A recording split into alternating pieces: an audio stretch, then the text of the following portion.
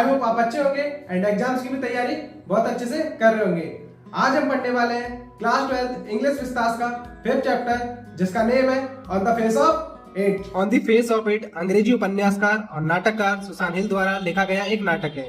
यह नाटक डेरिक नाम के एक लड़के के बारे में है जो अपने चेहरे के बारे में लोगों की बातों से शर्मिंदा और परेशान है क्योंकि उसका चेहरा एसिड से आधा जला हुआ है और डेरिक को अपना नाम पसंद नहीं है, इसलिए वह डेरी कहलाना पसंद करता है। नाटक में लड़के के लिए डेरी नाम का इस्तेमाल किया गया है और इस नाटक में मिस्टर लैम नाम का एक और कैरेक्टर है। वह उसे यह दिखाने की कोशिश करता है कि उसे अपने दोस्तों को अपने जीवन का हिस्सा कैसे मानना चाहिए।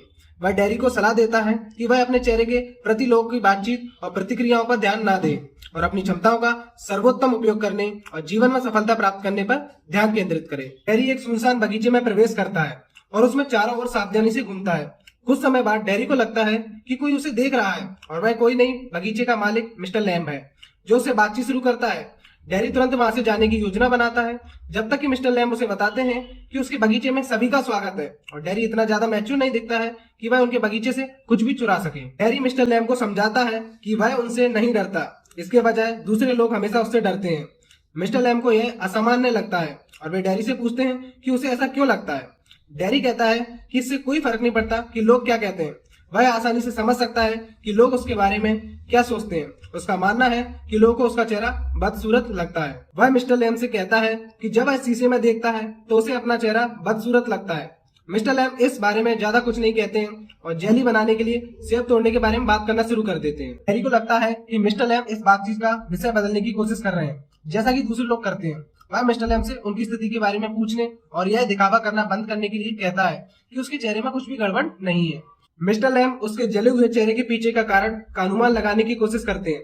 डेरी खुद बताता है कि एसिड के संपर्क में आने के कारण उसके चेहरे का एक हिस्सा जल गया था और यह हमेशा ऐसा ही रहेगा। डेरी को इस जानकारी के बारे में मिस्टर लैम्ब का शांत रहना थोड़ा अजीब लगा। वह मिस्टर लैम्ब से आश्चर्यचकित होकर पूछता है कि क्या उन्हें इसमें कोई दिलचस्पी नहीं है। बाद में मिस्टर लैम्ब उसे तर्क देते हैं कि ईश्वर द्वारा बनाई गई हर चीज दिलचस्प है, हर जीवित चीज एक जैसी है चाहे वह कुछ भी हो। मिस्टर लैम्ब बताते हैं कि उनके पास खुद एक पैर नहीं है, उनका एक पैर टिन का पैर है और बच्चे उन्हें लैमी लैम्ब कहते हैं। कुछ लोग उनके टिन के पैर को नोटिस करते हैं और उसके बारे में बात करते हैं जबकि कुछ नहीं करते हैं, लेकिन यह उन्हें परेशान नहीं करता है। मिस्टर लैम्ब इस घटना की तुलना ब्यूटी एंड द बीस्ट की परी कथा से करने की कोशिश करते हैं। डेरी ने मिस्टर लैम्ब को याद दिलाया कि उसने इस कहानी के बारे में सुना है जिसमें एक लड़की का किस एक राक्षसी जानवर को एक सुंदर राजकुमार में बदल देता है, लेकिन डेरी कहता है वह इस मामले में बदकिस्मत है।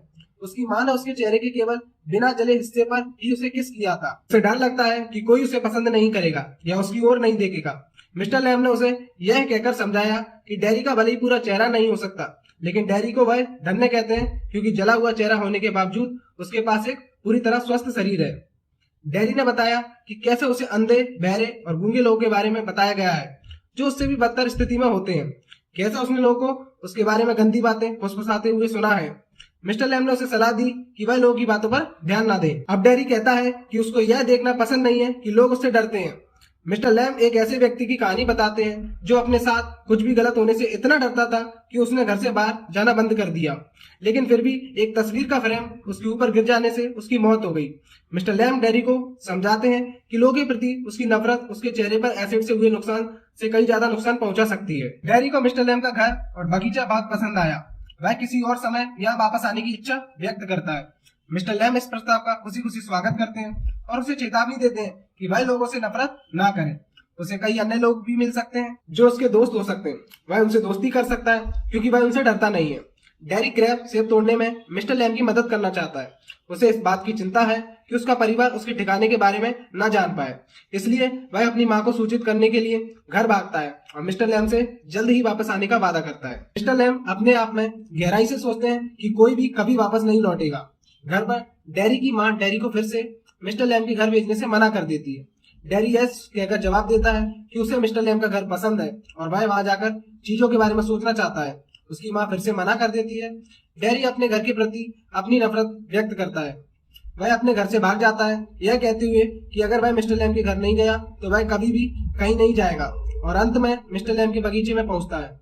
उसे एक सेब के पेड़ के नीचे मरा हुआ पाता है। On the face of it की कहानी हमें आलोचनात्मक मनोबल सिखाती है। हम जो भी हैं खुद को स्वीकार करना।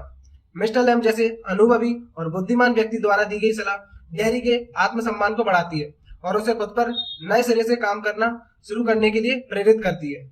नाटक के अंत में हम देख सकते हैं कि डैरी सेब तोड़ने में मिस्टर लैम की मदद करना चाहता है। उसके पास सामाजिकता के प्रति कुछ और सकारात्मक वाइब्स भी हैं। जैसा कि हम देख सकते हैं, डैरी को कुछ समय के लिए फिर से मिस्टर लैम के बगीचे में लौटने की इच्छा है। डैरी को आखिरकार एक सकारात्मक और फलदायी जीवन जीने का मूल्य पता चलता है। लेकिन मिस्टर लैम की मृत्यु एक दुर्भाग्यपूर्ण घटना है। उन्होंने डैरी के जीवन में बहुत छोटी लेकिन शक्तिशाली भूमिका निभाई। एंड इस पॉइंट पे आके हमारा ये चैप्टर एंड हो जाता है। आई होप आप सभी को ये चैप्टर समझ आया होगा। इस चैप्टर के इंपॉर्टेंट नोट्स एंड अपडेट्स के लिए ज्वाइन करें ट्विंकलिंग वर्ल्ड के टेलीग्राम चैनल को।